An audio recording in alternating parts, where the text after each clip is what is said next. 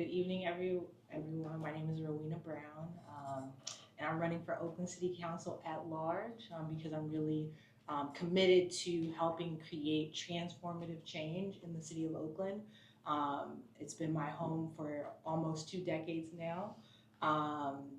Proud to have lived, worked, and played in the city for some time. Went to Laney College, went to Mills College, went to law school just across the bay, and have been working on behalf of Oaklanders during my entire time in the city of Oakland in various roles. Got to teach 8th grade civics education, teaching young leaders in the city, and was really committed to wanting to uplift East Oakland. And so that's when I had the opportunity to work on behalf of recently elected council member Lauren Taylor, working on behalf of East Oaklanders. And during that time, I learned a lot about the city of Oakland, how governance works, ultimately, even the breakdown in it, and really kind of left that role being really committed to returning and wanting to really help impact change in the city. And as you all know, the city of Oakland has many issues that it's facing, and they're urgent. And so currently in my current role as district director to State Assembly Member Mia Bonta, I get the opportunity to advocate at the state level, legislatively, budget-wise, just doing a lot to help uplift Oakland. And so I'm excited to be running for Oakland City Council and to work together alongside the community and others to really create change in the city of Oakland. Sarah, by the way, is going to be keeping time, so anytime you want to sort of get a time check, keep your eyes on her. Okay. How did was that 2 minutes? It was perfect. You nailed it. Okay. I was like, I wasn't sure. I was going to keep going. No, you nailed it. Okay. Okay. All right, next. I've lost track who's turn. I just forgot to say that. Sarah, right? Oh, yeah, I'm sorry. Did it work? Hello. What are the key policies contributing to the ongoing budget deficits in Oakland? What are policy changes you would propose in your first year in office to address these challenges? Excellent. Thank you so much for that question. I think that one of the first things that one would need to do is to really have a good understanding of what has been some of the budget items, what overspending is taking place in the current city of Oakland budget, and kind of starting there and then figuring out just kind of department-wise, how is that spending taking place, just to ensure that we can make really good decisions around our budget. And then ultimately, there's a whole nother kind of component to actually attracting industry to the city of Oakland that's going to help increase its revenues as well. So I think it's really kind of, it's a great question, but I think it really involves being able to dive into the behind the scenes of the budget, what is currently being spent in the city of Oakland budget, and then from that, partnering with local new industries to help really increase and activate revenue in the city. So I really think it's kind of a two-pronged approach, and couldn't speak to the exact policies in this moment, but would want to do a little bit more research in order to dive into that. Thank you. Just one question on your alliance with the Bontas and labor. It's great for endorsements and campaign contributions. Some say, or some believe that strong support for labor interests could potentially come at the expense of Oakland and its residents. How will you provide independent decision-making from the dais when there's potentially a conflict between what labor wants and what Oaklanders need or deserve? Well, thank you for asking that. I think that just my proven, track record of service to Oaklanders really speaks to that, and that's what's always guiding my work and moving actually from more of a heart space of how we are actually showing up every day for Oaklanders. And so I would never say that my allegiances or alliances are strong based on what you mentioned is just not how I roll. Yeah, but thanks for asking. Okay, thank you. And then given your strong issue network background, how can we trust that you will be able to govern for all of Oakland? Please provide an example where you have pushed back on your alliance for the benefit of all Oaklanders. I'm so sorry, can you repeat that? This is a very difficult question, I believe. So given your strong issue network background, how can we trust that you will be able to govern for all of Oakland? Please provide example where you have pushed back on your alliance for the benefit of all Oaklanders. Got you. I mean, I just think that in everything that I have currently done, it's for the benefit of all Oaklanders. In my questionnaire, I uplift 3 bills that I've had the privilege of working on and helping to uplift and write. So the first one that I mentioned is AB 1520, which is a bill that's focused in on advancing civics education.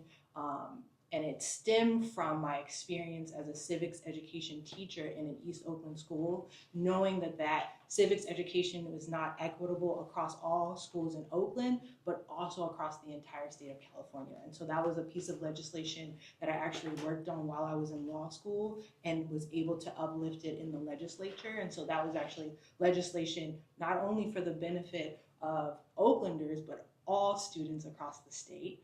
Currently, I'm working on AB 2851, which is a bill that stemmed from a toxic fire that occurred in West Oakland, where community had no idea. Of course, they could smell in the air that something was going on.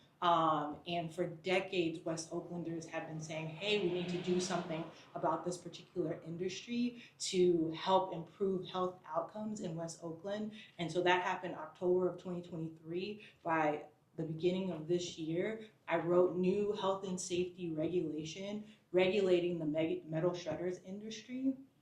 And so not only is this particular bill one step away from being signed by the governor, and it's going to impact community in West Oakland, but also across the entire state of California, right? So that is yet another example.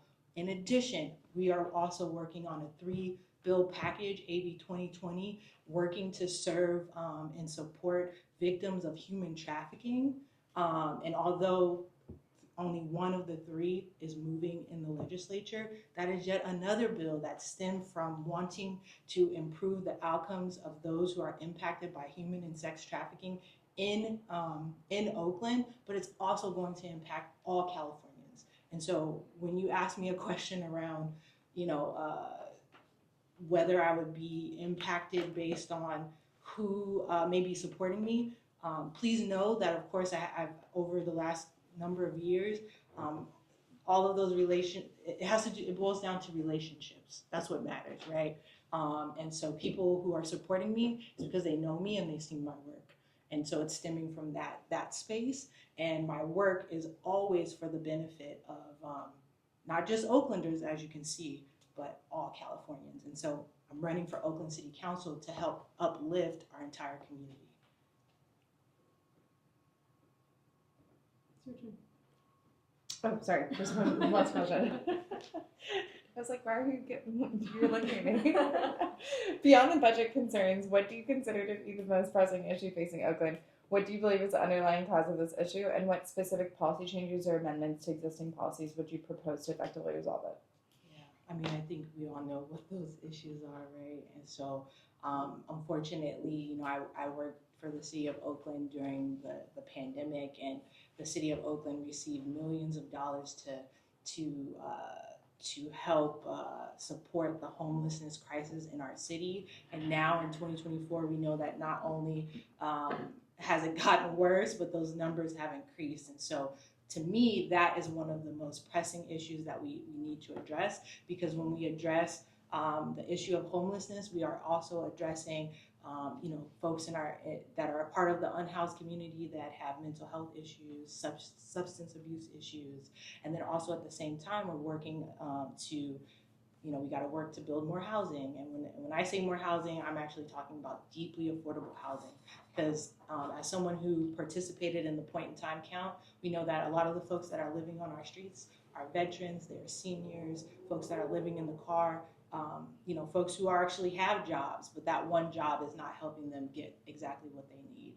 So definitely, and so I brought up homelessness first, but of course we know that this is all intertwined with public safety. And so we also have to address the current public safety issue, which is broad, and I think that it's not an answer of, not only needing to uplift the work of our police department, but it's also needing to support, programs like Ceasefire, the Department of Violence Prevention, and all of their efforts. So I would say that those are really kind of the two top things. But you'll also notice on my handout, I put I'm a huge environmental justice advocate in the work that I'm doing, and then also all of this is also linked to the cost of living and really folks being able to make a livable wage. And so that is something that I'm really set on.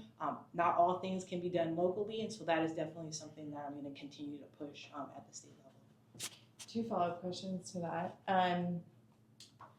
What do you think is a primary issue with the city's response to homelessness? Like the city has spent millions of dollars, hundreds of millions of dollars over the last 5 years, and what do you think is working, not working?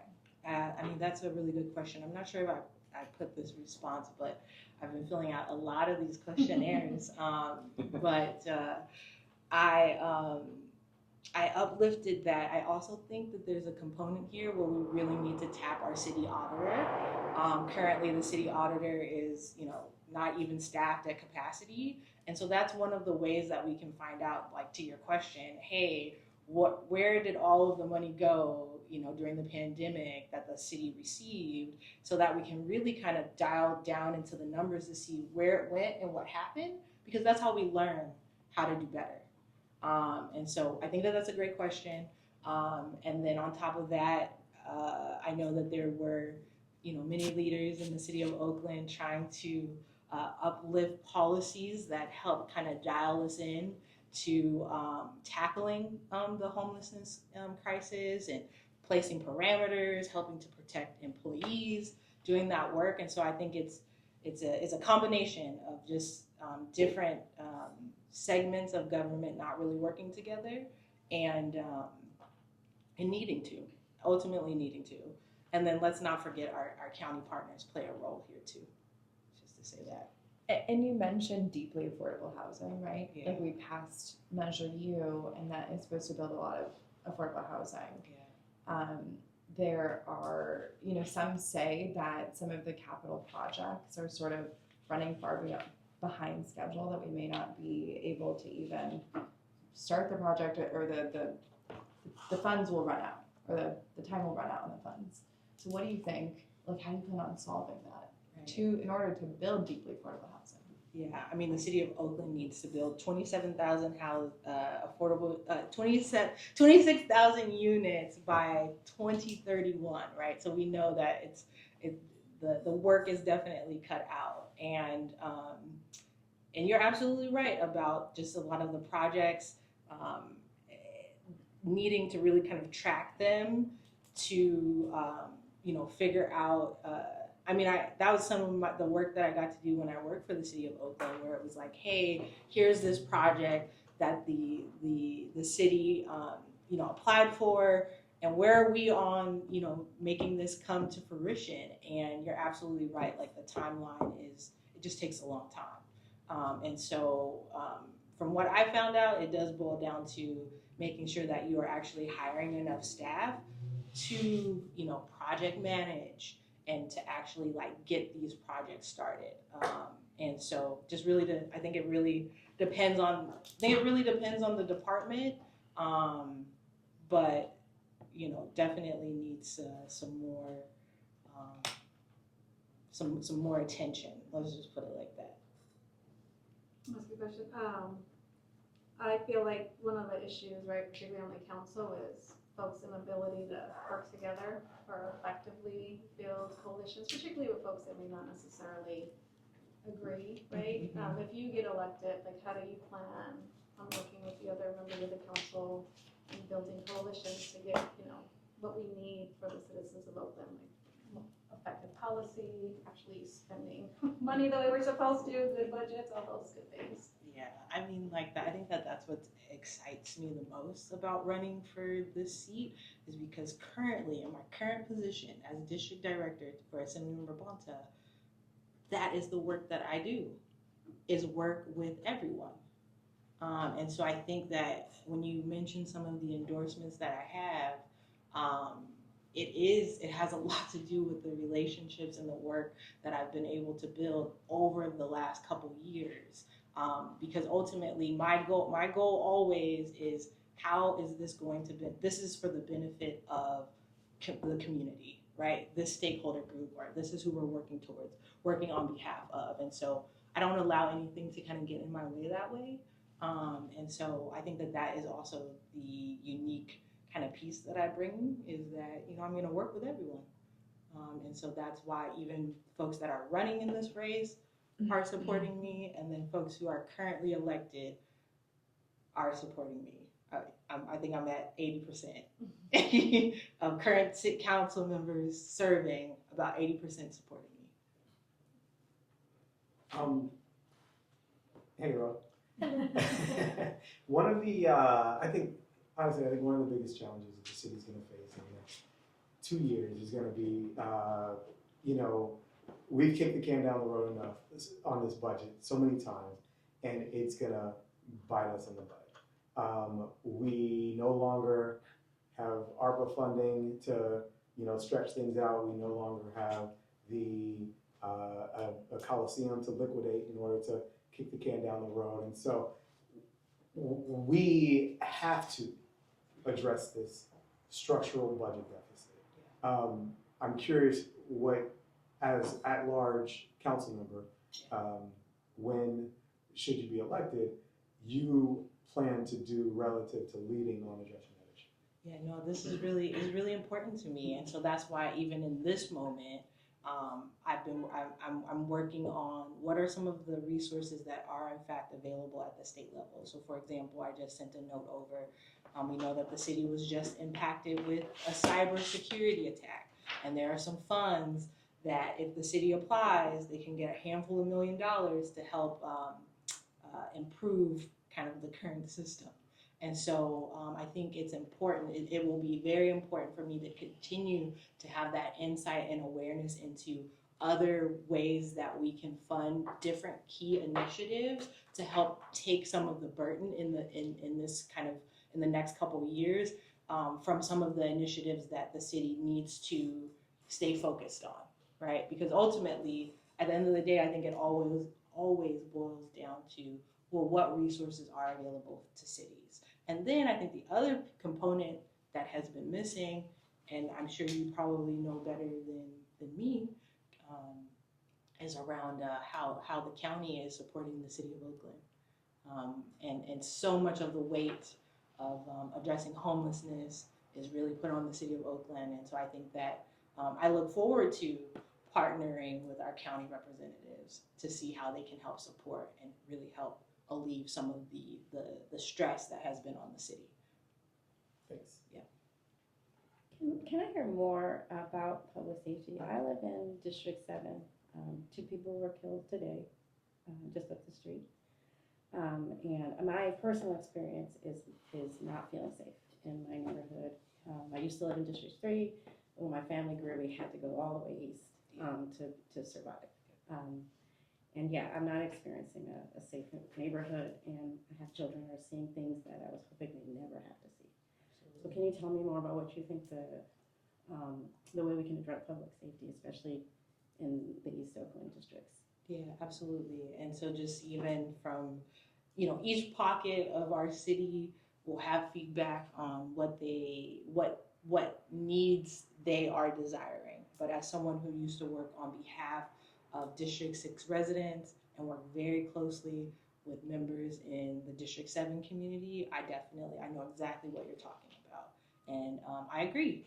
And even when I was attending Mills College, And living there in the district, I would get inside my car and I would go for a walk at the lake versus taking a walk maybe around my neighborhood. And so ultimately, I think that the solutions around public safety in neighborhoods, I think it should be community driven around what communities are asking for. So, and we also know I saw it myself around response times in different parts of the city and knowing that it's not equitable, right? And so ultimately, and you really that's really going into a whole nother issue around like 911 calls and making sure the response time is actually in a timely manner, right? So there's a lot of work to do, let's just put it like that. But all in all, when community reach out because they aren't feeling safe, they should be able to have their needs met. And so as I kind of mentioned, I think that the solution, it's not either or.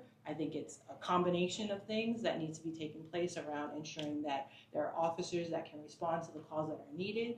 I also believe very strongly in the work of the Department of Violence Prevention. However, in order for them to achieve sustainable long-term results, they actually need to be funded consistently, not with like ups and downs. So that's important to me as well. But ultimately, the safety of every Oaklander is very important, but I also realize that for many living in East Oakland, what the reality is. And so that needs to be, resolved. I agree. Time for one more question? I had a question about the attracting industry to Oakland. Yeah. What are you talking about? I mean, it's really open-ended, right? Because I think that we have a lot of opportunity in the city of Oakland. We do have to, one of the ways that we attract new industry is making sure that it's safe, so we gotta work on that. But when I say attract new industry, I mean, those who want to have their businesses in our city. Because I know that there, just historically, whether we're talking since the 90s, the 80s, a lot of industry has left. So bringing that back. And I mean, I'm also thinking about, sometimes we can look at things in a way where it feels so long-term, but we know that sports teams will come and go from cities, right? We've seen that over the years. And so I like to look at things more in a manner of like, hey, this is where we find ourselves now. And I want to be focusing on the conversations around like actually attracting some of the sports teams back to our city. And so I think that, I could think an example for me would be, honestly, soccer is one of the most popular sports in the world, right? What would it look like if Oakland was actually a soccer city, right? You mean like with the roots? We can think larger, right? Okay. There's not just the roots, right? There's a lot of options, right? All right. And so my whole goal is to expand what it is that we do in the city of Oakland. Even how hard so many were working to get the WNBA team to Oakland. Yes, they're in San Francisco right now, but is that long term, right? I think that we just have to, I think, my goal is never to have an attitude of like being defeatist and more like, hey, this is where we find ourselves in this moment, but how can we actually, roll up our sleeves and do the work and say, and really help folks believe that Oakland is the best place to do business. Those are the type of leaders we need and that type of advocates in order to actually like revitalize Oakland. In the last minute, is there anything message you want to leave us with? Well, I mean, it's nice to see and meet some of you. Thank you for having me. And, I am really, really focused on working alongside the community to help create change in the city of Oakland. And if anyone is interested in visiting my website, rowenaforoakland.com, and just so many folks in the community are really rallying behind me. And so I would really love, your support. Thank you. Thank you.